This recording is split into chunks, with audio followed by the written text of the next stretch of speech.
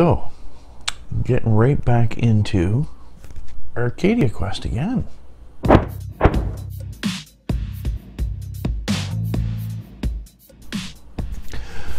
So I'm not going to go on about this very long.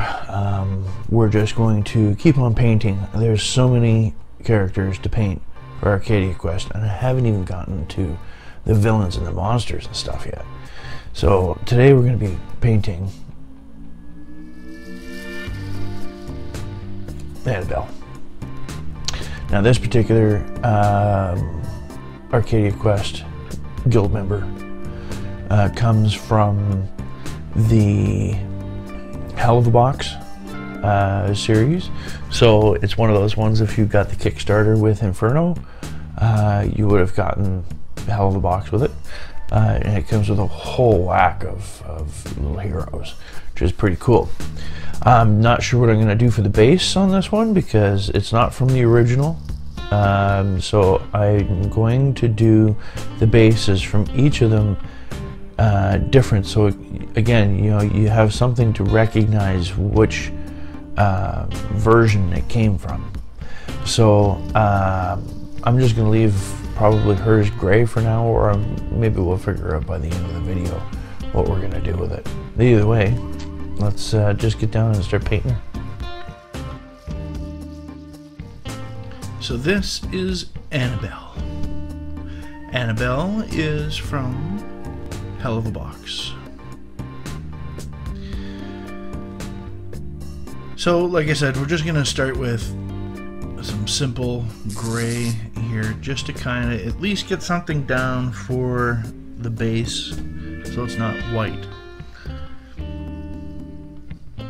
Going from there, getting the base done, you know, I'll kind of think about what I'm going to do with it after.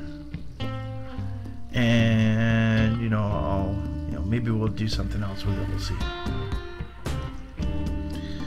So now that we've got that pretty much taken care of, I think the next thing I'm going to work on is the face. So a little bit of some contrast black here, and I'm going to do just her eyes and her mouth and everything around the face so I can start working on her skin tone.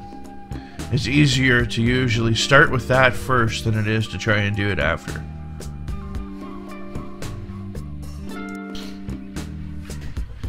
So now that we got that done, it's time to start coloring the face again. I really like this skin tone color from the Vallejo Air.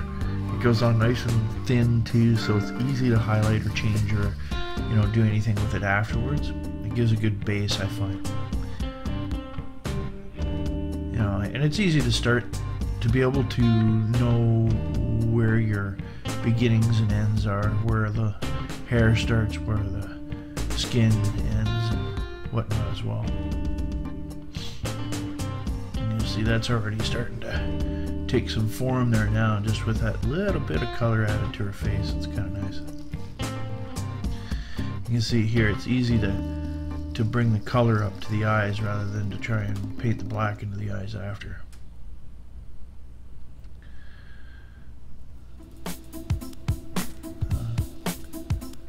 Back to using that contrast black again. I'm using that to actually do her hair. The reasons is because the contrast, it's all about layers, and what's great about this is you can see that it's just literally filling in like a shade, filling in the deep parts, and anything that's a little higher, it's still leaving a lot of the white there. So you can see that right off the bat, and it kind of gives you an easier way to highlight her hair afterwards. That's pretty cool. So there we go. There's some hair. Now with this stuff, we're going to do her pants and her boots. I find it's pretty close to the picture. It's pretty cool. So I don't have to do a whole lot of mixing again, you know, it's just there happens to be colors that are very similar to what they've used, so I'm just going to do that.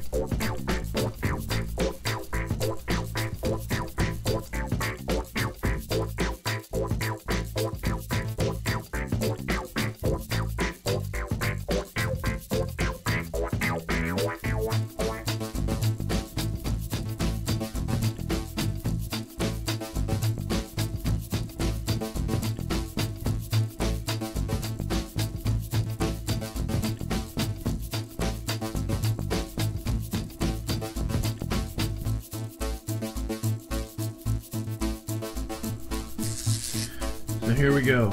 Now it's time to do her jacket. Now I'm using this particular kind of red specifically for one reason, really. It is pretty close to the red that you see in the picture, but I like adding a little bit of earth shade to it after, and it kind of gives it more of like a crimson red, and I think that's going to look really sharp.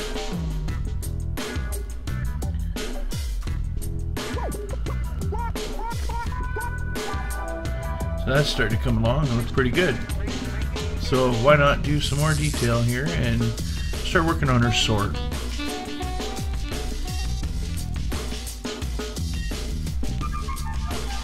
So I get to painting her sword, and as I start moving along, I start to realize too, oh, you know what? I forgot to paint her hand. She's got her hand inside that sword. It's one of those ones where, you know, I forget what that's called. Where you have the hilt, the hilty or whatever of the sword go right around, wrap right around your hand like a fencing sword. Alright, so I grab a little bit of the flesh tone and I get it in there right away, because it's going to be easier to paint that first and then paint over and put the silver over top afterwards. So may as well get that done.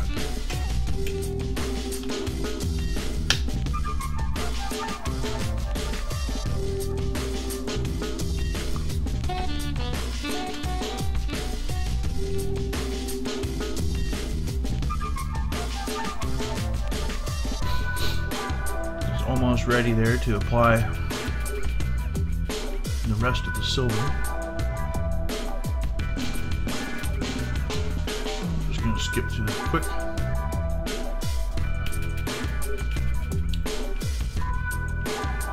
And there we go. So now, get back to the silver, finish painting the sword. Now, looking at the picture, there's also one more layer of silver, like there's like a two-tone to it. So I'm going to use another silver afterwards when this dries and finish that off as well.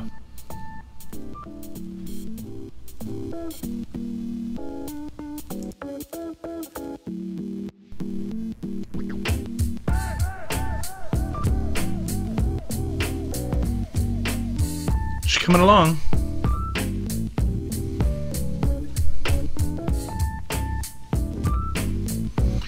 Gonna get the white in there, start getting her eyes done.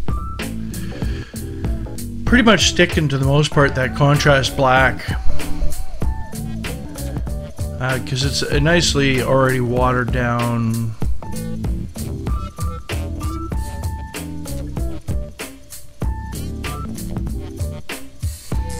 Now here we've got some Vallejo Air blue. Again, already watered down, so I don't need much. I just literally need a little tiny dab to give it that blue in the iris of her eyes. So it's kind of hard to see me do that here, just because it's hard to try and always keep it on the camera for some reason. I seem to have that trouble. But it's hard to do it though too when it's really that small and I've got my face right up in there. Now, ash gray, all I'm doing with this is just a little tiny bit around the frills of her sleeves. Her sleeves, like her shirt underneath is white, right? But then when you look at the picture, it's almost like she has another underlay underneath that.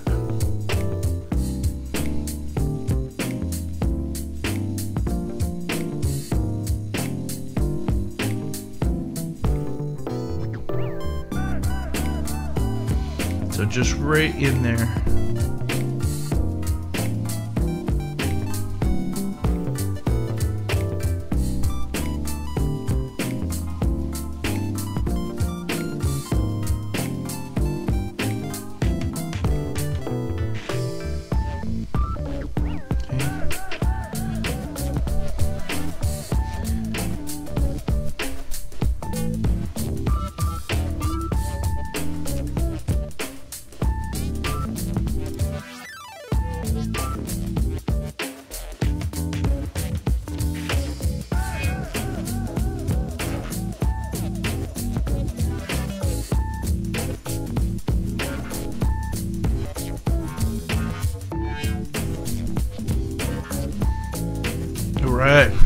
pretty slick. We got our eyes done. For the most part, most of the major colors done. Now we're gonna start getting some of those other highlights in there. She's got this gold around the edges of her coat and her shirt, her buttons, her belt buckle. Right, so there's a little bit of gold in here on her.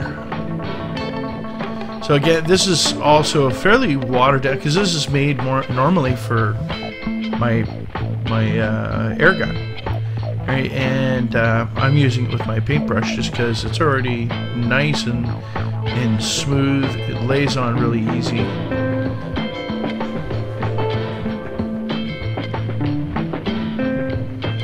In other words, I'm just being lazy. I could just use a wet palette, bring in a little bit of extra water, and thin out my paint, but this works just as well. It's the same thing with this contrast. Templar, black. The contrast, you can see right here, you can see how watery that is.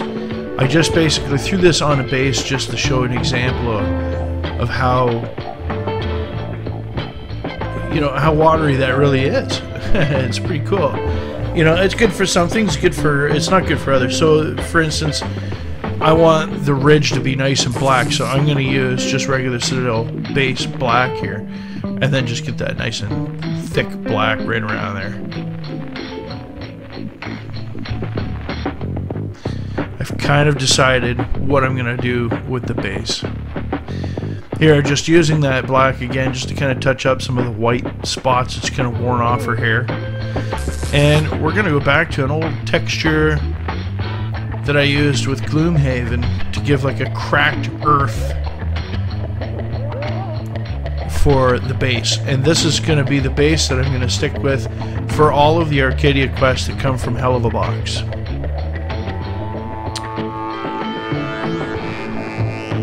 I got a little bit on the edges there, but I can clean that up again with the black after. And then if you can see that, it's really cool texture. It dries and cracks up and looks like, you know, cracked desert sand in a way. So I'm going to add one more thing to that after to really kind of make it pop. But for now, I'm using now a dry compound from Citadel, and it's just to kind of make her colored boots kind of shine a bit with just that little accent of a silver.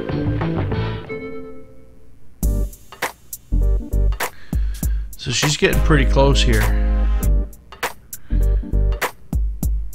A few more things to do, but looking pretty good. So I'm grabbing the bigger brush.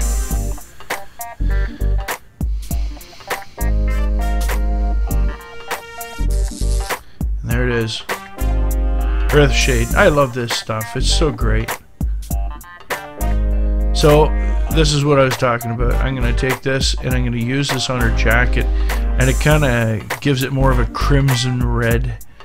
You know, it fills in all the little gaps and you know, kind of makes it dark in some places, but without compromising the red. Now, I held it up again here, but this is actually supposed to be flesh shade. So it's the exact same thing, except this is going to actually just kind of shade in some of the, like where her fingers are and around her face and whatnot, where it's going to be a little bit darker in places. Kind of show and distinguish between fingers.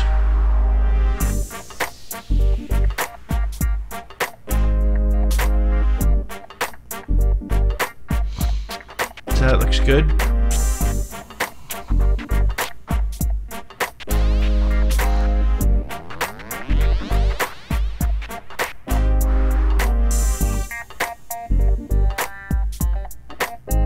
Now, Lead Belcher. I haven't used this actually in a while, but when you look at the picture, there's a bit of a dark in the center of her her sword and also around the hilt.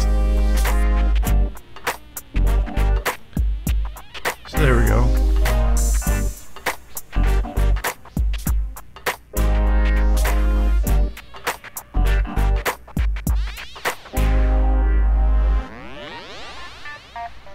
Here we go with the earth shade again. See that base? Now we're gonna just really make it pop. I had to really make sure that it was dry first so it doesn't have pieces flake off, because then that wouldn't look good. So now I'm basically kind of transforming this to like dried earth rather than like dry sand. And I think this is gonna look good. Stupid camera won't focus. I hate that.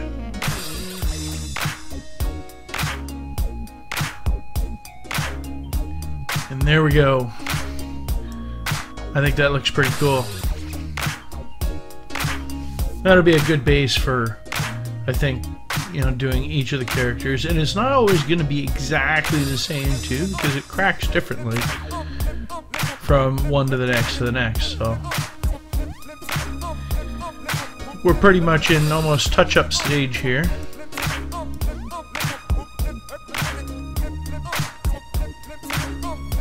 Looking to see if there's any spots missed.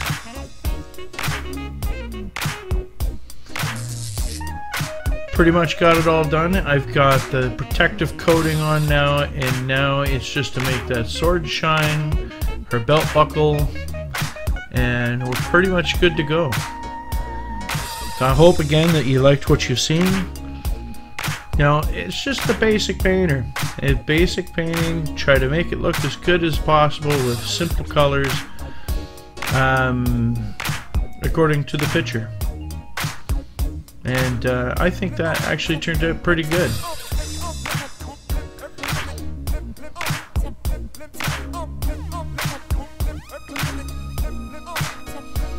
There she is, Annabelle.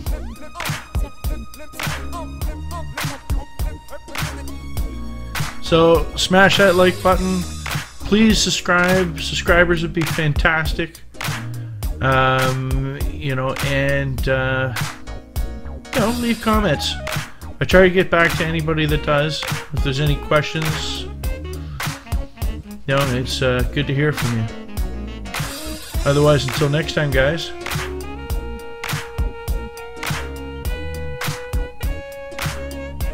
Thanks for watching.